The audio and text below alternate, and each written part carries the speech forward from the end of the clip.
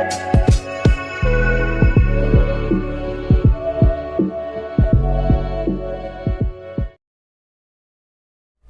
Friends, आज हम discuss करेंगे डेंगू फीवर के बारे में। डेंगू फीवर एडिस एगिप्टी नामक मच्छर के काटने से होता है। किसी सामान्य व्यक्ति को एडिस एगिप्टी नामक मच्छर काटता है तो वायरस इसके बॉडी में एंटर कर जाता है और इस तरह से उसको डेंगू हो जाता है। एक दूसरा तरीका जिसमें इन्फेक्टेड व्यक्ति, डेंगू जिसको हो चुका है, अगर उसको कोई मच्छर काटता है तो वो वायरस उस व्यक्ति से मच्छर की बॉडी में एंटर कर जाता है और जब वही मच्छर किसी दूसरे व्यक्ति को काटता है, वायरस उस व्यक्ति की बॉडी में एंटर कर जाता है और इस तरह वही मच्छर दूसरे व्यक्ति को भी इन्फेक्टेड करता है।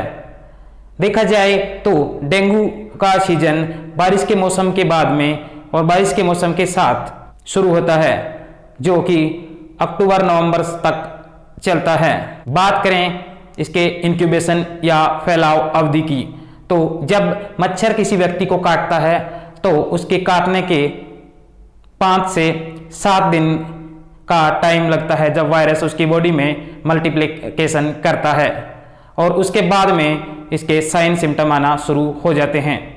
यानी अगर किसी को रविवार को मच्छर ने काटा है तो अगले शुक्रवार से लेके अगले रविवार तक 5 से 7 दिन तक उसमें साइन सिम्टम देखने को मिल सकते हैं। वो साइन सिम्टम क्या हो सकते हैं, इसको समझने के लिए हम इसे 3 भागों में डिवाइड करते हैं। सबसे पहले है फेब्राइल फेज, दूसरा होता है क्रिटिकल फेज और तीसरा होता है रिकवरी फेज। तो सबसे पहले फेब्राइल फेज यानी बुखार अवस्था। तो मच्छर काटने के 5 से 7 दिन के अंदर बुखार आने लगती है और यह बुखार सर्दी के साथ शुरू होती है। कुछ मामलों में पेशेंट को सर्दी का अनुभव होता है जो कि कंफ्यूज करता है कि ये डेंगू फीवर है या मलेरिया फीवर है। यह बुखार एक फेज में होकर बाईफेजिक भी हो सकती है, यानी यह बुखार पहले आती है, उसके बाद में 3-4 दिन तक मरीज को बुखार नहीं आता और उसके बाद में दोबारा बुखार आने लगता है। मरीज के आंखों के पीछे की ओर मांसपेशियों में बहुत तेज दर्द होता है, जॉइंट हैं और मांसपेशियों में बहुत ज्यादा दर्द का अनुभव होता है, इसीलिए इसे ब्रेक बोन फीवर, हड्डी तोड़ बुखार कहा जाता है।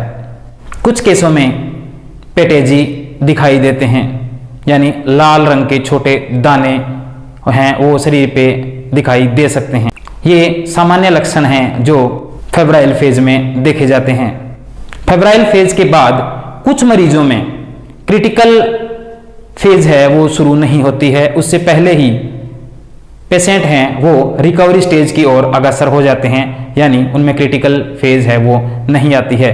लेकिन कुछ ऐसे केसेस हैं जिनमें पेशेंट की कंडीशन और बिगड़ जाती है और फेब्राइल फेज के बाद में जो दूसरी स्टेज है जिसको क्रिटिकल फेज या गंभीर अवस्था माना जाता है उसका शुरू होना होता है।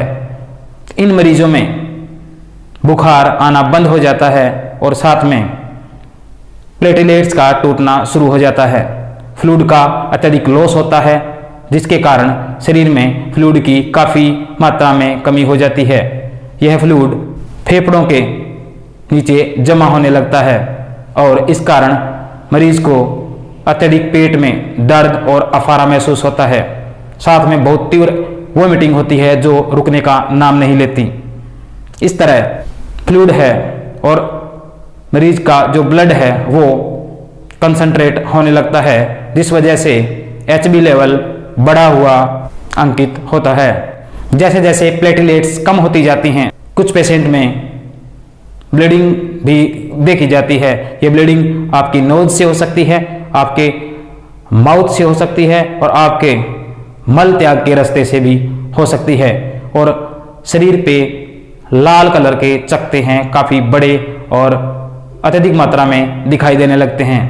मरीज के हाथ और पैरों में सूजन देखी जा सकती है जो कि एल्ब्यूमिन की कमी की वजह से होती है, क्योंकि इसमें एल्ब्यूमिन भी कम हो जाता है जिसकी वजह से मरीज के बॉडी का ऑस्मोटिक प्रेशर कम हो जाता है और जो फ्लूइड है वो कोशिकाओं से बाहर की तरफ शिफ्ट हो जाता है, जिसकी वजह से हाथों और पैरों में और चेहरे पर कुछ मरीजों में सूजन देखी जा सकती है। इसी क्रिटिकल स्टेज को वार्निंग साइन माना जाता है और ये सबसे खतरनाक होते हैं। अगर इसमें पेशेंट को सही ट्रीटमेंट नहीं मिलता तो ये काफ़ी घातक सिद्ध हो सकती हैं। तीसरी और अंतिम स्टेज आती है रिकवरी स्टेज।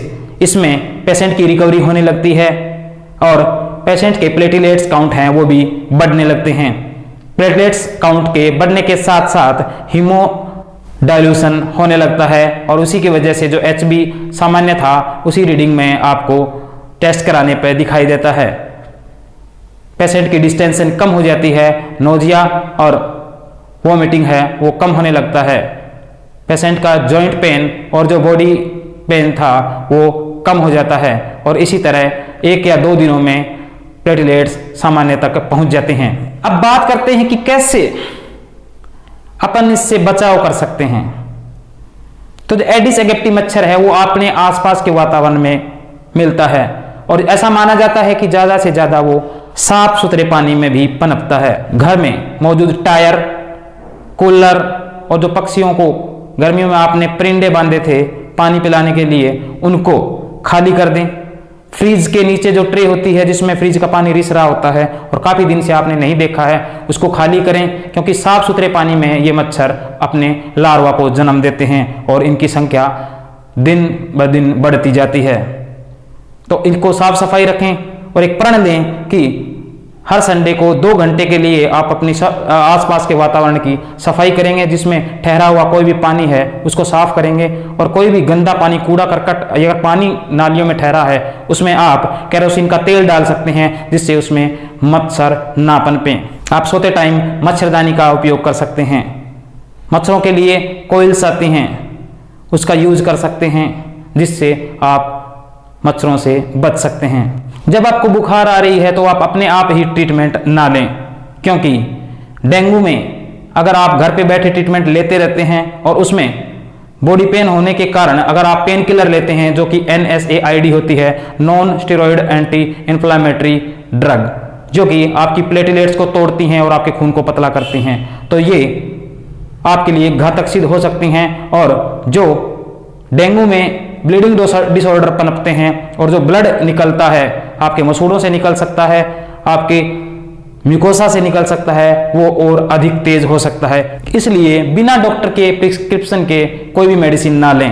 अगर आपको बुखार आता है केवल PCM का उपयोग करें और फिर भी अगर आपको बुखार हो तेज आ रहा है तो नज़दीकी डॉक्टर से संपर्क करें, उनकी सलाह लें और उनके बताए हुए ट्रीटमेंट को फॉलो करें।